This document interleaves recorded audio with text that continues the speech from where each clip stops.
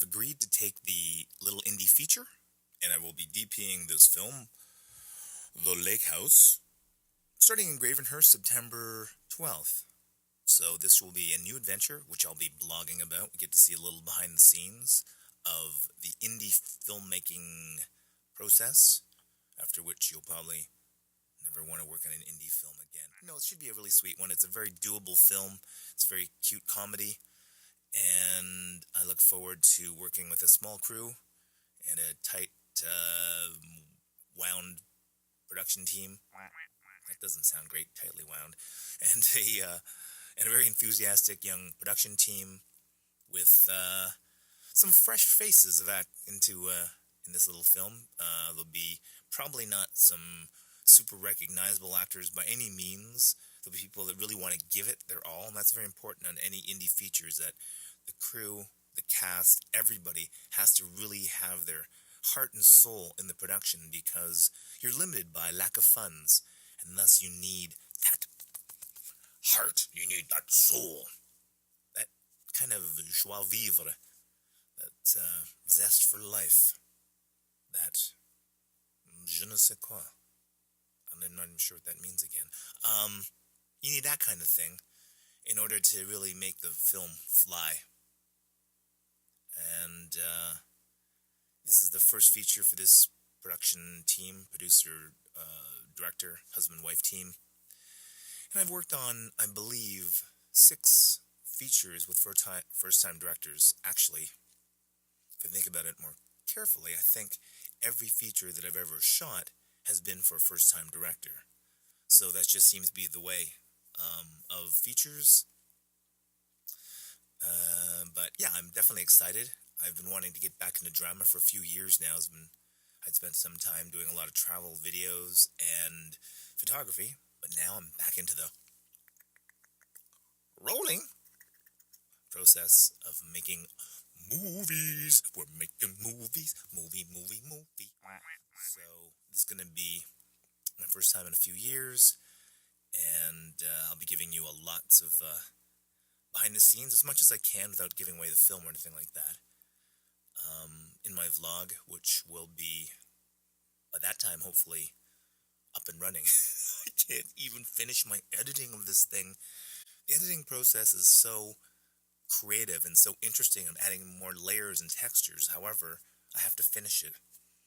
And right now I'm going through the syndrome of perfection, especially when your first one, you want it to be perfect, you want it to be the best possible, which of course I always do want it to be the best possible, but still, there's a certain point where you just have to say, that's it, cut, get, I have to act as my own producer and yank myself out of the editing chair.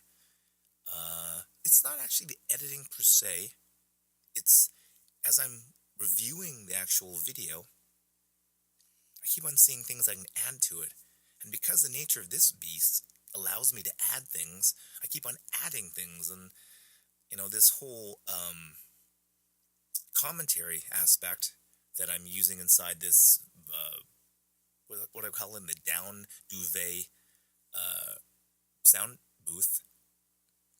God, I say those words, my mind goes, beep. Down duvet sound booth. Beep. When you hear these words, you will go blank. Down duvet sound booth.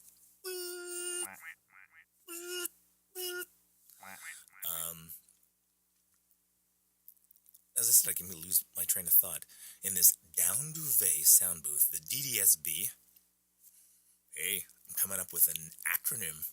An acronym, aren't I smart? Hey, I'm doing acronyms now. Kids, let's do some acronyms. DDSB. Down duvet. I said B. DDSB. Down duvet sound booth. Yes, very good. Very good. So I will be